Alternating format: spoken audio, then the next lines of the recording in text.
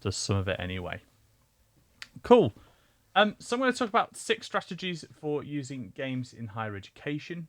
Um, these are different ways that I've tried integrating games over a few years now, um, and ways that I've integrated kind of gamified learning into my educational practice. And there's a few ideas that there's by far better practitioners than me out there, and I'll try and mention a few of those as we go along.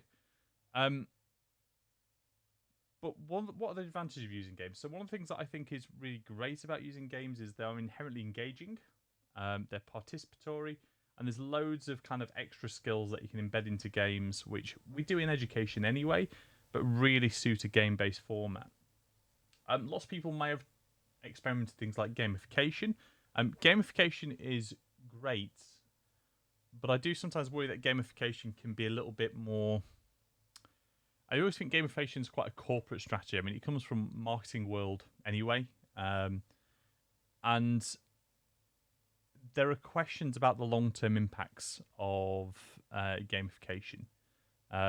What we often see with studies on gamification, especially gamification in education, is they'll focus on an individual module and not look at the long-term impacts of that strategy on those students.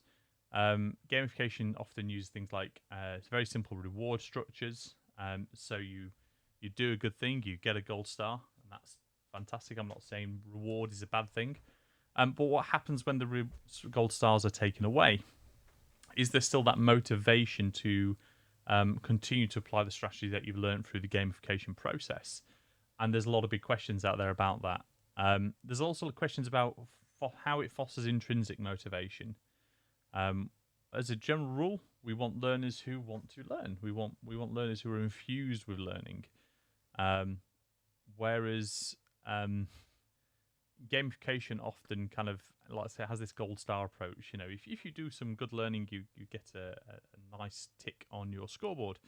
Gamification, some of the strategies also can be, in my mind, quite toxic in education. So this idea of leaderboards it could be infuse the people at the top of the leaderboard, but demotivate those at the bottom. And it doesn't take anything into account like differential learning or learning journeys. You know, the fact that for some people, you know, we say this a lot of educators, but some people who graduate with a third will have worked a lot harder to get that third than some of the people who've got a first. For some of them, that's you know they've really had to work hard to get that make that achievement. But constantly telling them they're at the bottom of a table for a gamification strategy can be quite toxic, can be quite unpleasant as a strategy. Things like badges can be quite good, but I always think gamification is a bit like a scalpel. In the hands of a skilled practitioner, it is a really useful tool. In the hands of somebody who's less experienced, it's just a really dangerous, sharp, pointy object.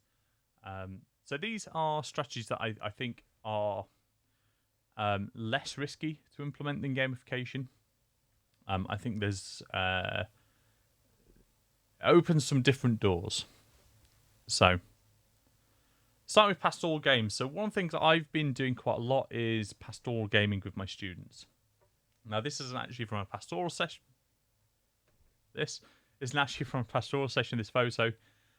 This was actually from an offer holder day that we did recently. So a conversion exercise where we work with applicants and trying to explain to them how the university works. What we do in these pastoral sessions is we go online and we play some video games while students ask us questions about the course and their program and engage in a discussion with academics and staff and students from across the university. Now, we've done these sessions roughly about once a month for about 2.5 years now. We have a different team on every time, different set of academics. We have professional service colleagues join us. We've had people from the SU join us in the past. And we literally go online and we live stream a video game. So we go online, we play a video game, and we broadcast our gameplay. So for some people, this is quite a weird engagement. You know, why are we broadcasting our game to other people. Um, well, video game broadcasts, video game live streams are currently one of the most popular forms of entertainment media out on the internet. The Twitch, which is kind of like a YouTube for video games broadcast, um, counts for a massive amount of global internet bandwidth.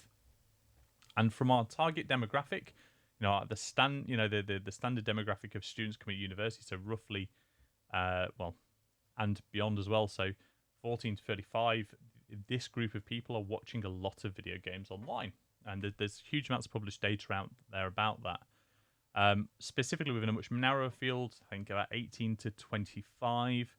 On average, this group will watch about 1 hour of streamed games a week. Obviously, some watch none and some watch a lot. But the average is about 1 hour a week. So students are going home and watching games broadcasts in the same way that I suppose I went back from university and I turned the radio on. It's often background noise. And what we found is that we massively reduced a barrier to engagement. So we do these in the evening. They're informal. They're not. They're informal. Then they're not required engagements. They are optional, and we get a massive amount of our cohort will tune into every single one. Partly one because they're already on these platforms. They're already on YouTube. They're already on Twitch. And when they see that we go live, it's a really low barrier to interaction. Say, well, I'm watching this. I might as well watch that instead. So it opens up that kind of interaction really well. The next big advantage for this is it's inherently humanizing. There's nothing more humanizing than watching a person in a position of power do something they're not particularly good at. None of us are experienced gamers, and it is fun watching us, do something and demonstrating through this that we are inherently fallible. And students do tune into that and engage, and it opens up a really nice informal dialogue. It puts us in a space that they perceive as being owned by them. When they come into university, they are coming into a space that, yes, the students are part of that community, they own that space, but the power differential is much different. This reduces that kind of power differential, and it makes really informal conversations very possible. And we've seen things like, since doing this, our NSS has been improved. So student voice, learning opportunities, those kind of scores have gone up relatively substantially. Helen asked in the chat, are there any students who frequently don't take part, and do they say why? No, we have students who only take part infrequently, but that's usually because they have other things that they're doing. We find most of our students, so we record these streams as well. We put them on a YouTube, and we find students, as a rule, tend to watch them after the fact. So if they can't watch them at the time, they tend to watch the recordings later. So no, we don't get a huge amount of disengagement. And actually, it's the other way around, really. We find this format engages the disengaged. Again, because it's got that very low barrier to entry. There is a slightly, I suppose, fun, comedic aspect to it as well.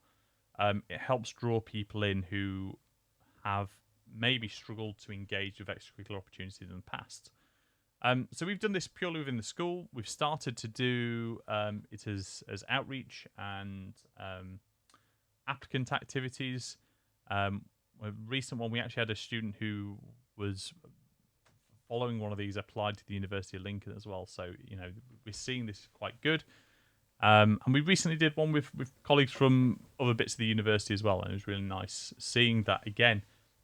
Yes, I'm a computer scientist. Yes, I teach video games. But it's nice to see that this works in other areas as well. And again, when I was talking about those demographics of people who are going home and watching games, they aren't just computer scientists. They aren't just gamers. And I think that's really key.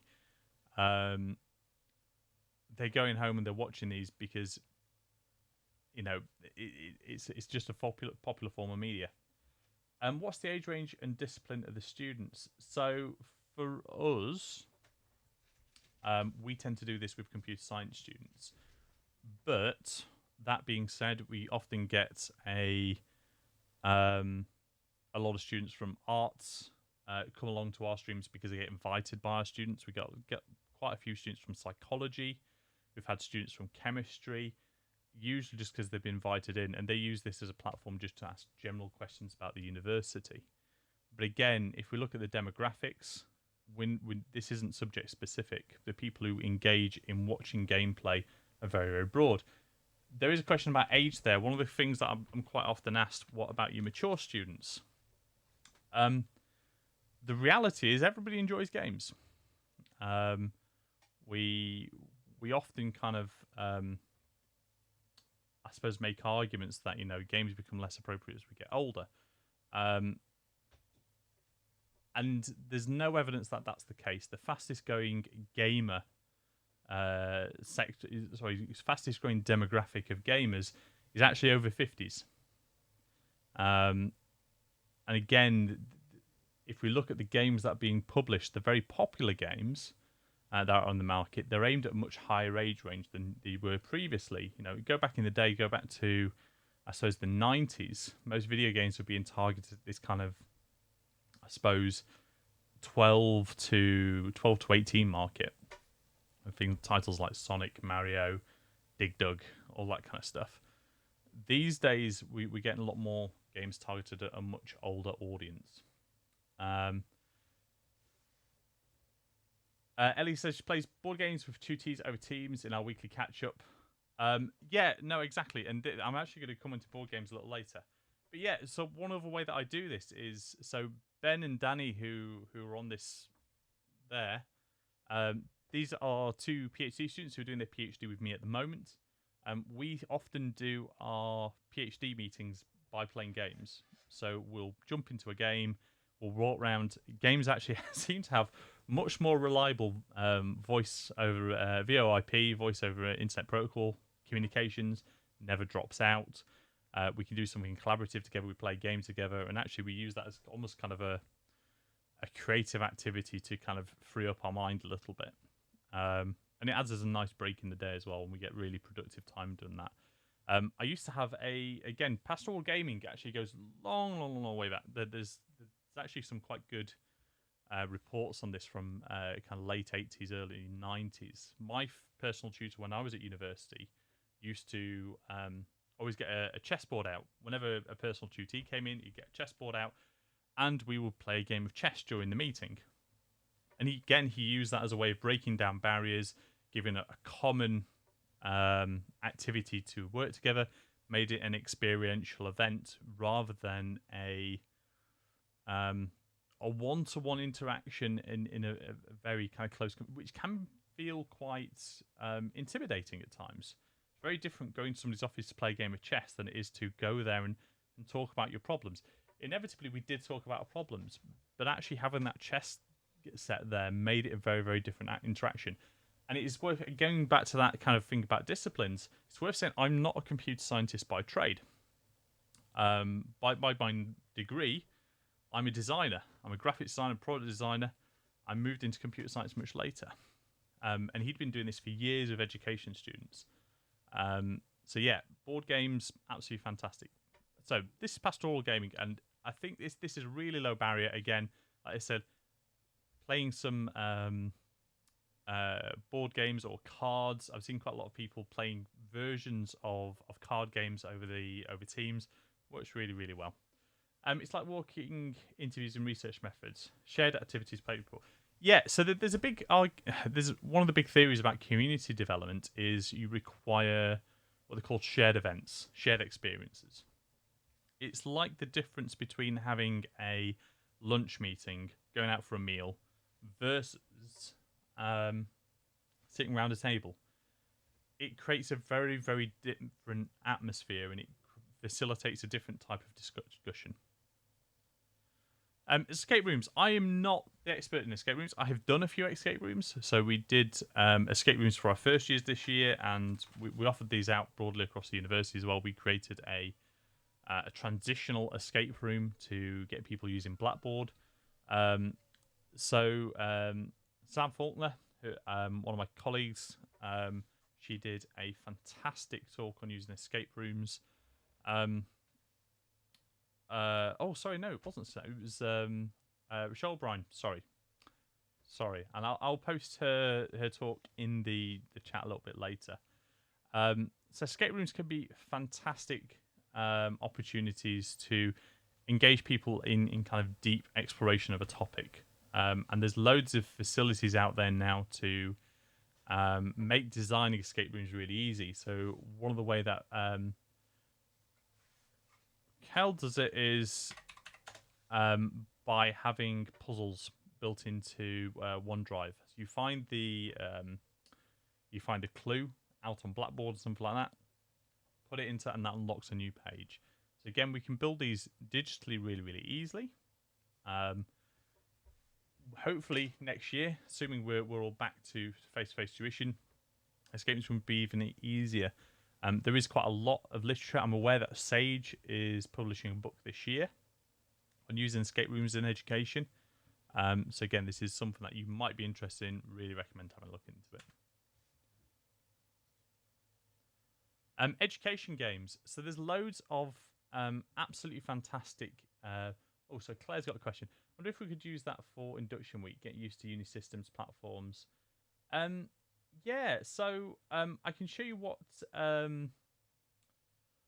we did in computer science, Claire. So we actually built an online, like a web-based escape room. We had a sample module on Blackboard. And the clues were things like the students had to navigate through this sample module to find the lecturer's. One of the code was the lecturer's room number. There was another thing where they had to submit a PDF, and the word count that it spat back was the code for the next section. But by doing this, by creating these puzzles, it was a fictional module. It was something like Dr. Einstein's Introduction to Physics or something like that. But it forced them to do this deep exploration of Blackboard rather than go here, the standard guide it says go here, press this, go here, do that. They actually had to figure this stuff out as they went along. And we found that they'd set up like group chats and things, and they were sharing clues, and it worked really well. And we're doing an evaluation of that at the moment. So education games are the next one I want to flag up. So you'd be amazed the amount of really high quality games that already exist that probably cover your subject. And the one I always talk about is this, which is Kerbal Space Program. So these little green fellas up here, these are Kerbals, and you design rocket ships to send them into space on various missions. It is built on a very powerful physics engine, and it's so good that the NASA as a group have actually endorsed it, and they've actually contributed content towards the Kerbal Space Program. There's people now using Kerbal Space Program to teach things like orbital physics, engineering, and yeah, loads of really kind of interesting exercise. And this is what it was at its time, going back 2 years now, 2-3 years, one of the most popular, most downloaded games in the world. There's fantastic games for chemistry, loads. I mean, so many for maths, problem solving. Oh crikey! If you can think about it, there's probably a game out there that does it. So, and there's loads of really good stores. Lots of these games are free. So have a look on Steam. So Steam is a big platform of video games. Again, lots of them are free. Go on there, have a look at that. The Microsoft Store also has loads of really good games as well. So Ellie says, in ours we had clues that required them to look at assessment documents and some accessibility features, hiding clues in captions, panopta videos. Yeah, absolutely. Nina says, following advice from Rochelle, use escape room in induction on day one to get students 130 to interact with each other and a member of staff in breakout rooms. We didn't focus on academic aspects as it was more about welcoming people in. Worked really well. Yeah, absolutely. So yeah, have a look on for educational games. There are so many out there that are really good. And one of the things I say is even the bad ones are kind of good. One of the best examples of this I ever saw was a history teacher who was using I think it was Civilization. It was one of the old kind of city builder, civilization builder simulation games. I think it was Civilization. And now these often kind of embed bits of history and bits of historical simulation in there. And what he was getting students to do is go away, play a few hours of that, and come back. And in their seminars, they were critiquing errors and it was encouraging them to do research around. It was kind of acting as a bit of a gateway drug. They were playing the game and they go, this doesn't seem right. They were then going away and doing legitimate research and critiquing the game in the seminars. So the prior reading was almost playing video games. It worked really, really well. And again, that was a game full of errors, full of holes, and it was, again, done really, really well. Serious games, the next one I want to mention. So I've put an example of a tabletop game here. Role-playing. I'm not a big fan of role-playing as a general rule. I always find it really awkward to play pretend in front of a bunch of people. But serious games can be really, really well structured. I've seen a fantastic example in forensics where they've created recreations of scenes and done that as a very gamified experience. Serious games, role-playing games, games that have aspects of the real world simulated within them can be absolutely brilliant ways of exploring a topic. One thing I wanted to flag up as well is games can be really great platform for developing transferable skills, group skills, communication. The game that I play a lot with my students is a game called Sea of Thieves.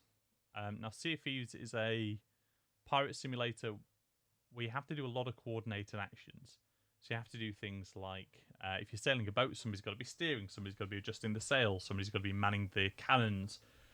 And you have to do that in a very, very coordinated way. And if you're not doing it in a coordinated way, things go wrong. Like you crash into islands, you get blown up by other ships. Your communication has to be really strong. Your planning has to be really, really strong. And what we found that the bunch of us, again, the bunch of academics, doing what academics do and kind of unpicking things, we realised that as our communication was improving, our gameplay was improving. Now we are starting to see, so for example, there's a few esports courses out on the sector now, especially in FE. I think there's a couple of esports FE courses that are using games as a way of building really strong transferable skills in communication, group work. And there's opportunities there, especially in small groups and small classroom environments, about ways that we can use this as to develop those skills in a relatively natural way. So I'm putting this one out there. It's not something I've done much of, but it's something I'm hoping to experiment with next academic year. But I'm putting that out there as something worth considering. I know people have done this, that there are examples out there in the literature where people have used games as a way of formulating, developing group skills. But for anybody who's doing stuff like this at the moment, now is a really good time to do it. Again, if people are sat at their computers a lot, potentially games can give an alternative to our standard kind of Teams, Zoom engagements. Last one I want to bring up is games as assignments. Again, one of the most exciting ways that I've seen games used in education comes from getting students to build their own games. From one of my favourite episodes of Big Bang Theory, where Sheldon makes his a board game called Research Lab. The physics is theoretical, but the fun is real. I think this is actually a really good example of this. What you can do as an assignment is get students to build a board game. Now, or different type of game. Maybe not a board game, maybe a role-playing game, maybe a serious game, maybe a video game. The nice thing about that is that there's a lot of kind of things that you're testing that. It's testing the subject knowledge. Again, the subject knowledge has to be right. You're testing the student's ability to abstract that knowledge into a way that works in a game. So, again, be able to take something, reinterpret it, and recommunicate it. There's a whole piece of there about science communication and how we're communicating areas of our subject discipline. And again, games are a really relatively untapped resource in that. And there's an added benefit to this as well, where the games that have been used, again, when I've seen this in the sector, can then be repurposed, can be taken out into outreach.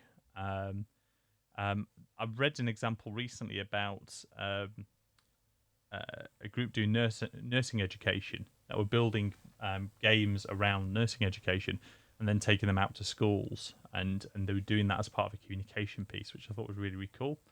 And also the games become artifacts that can then be brought into the next year. Again, by playing those games at the beginning of that same module, maybe you change the way that's communicated. So these are the 6 ways that I think alternatives to your standard gamification strategies and ways you can embed games into education now. Are there any questions?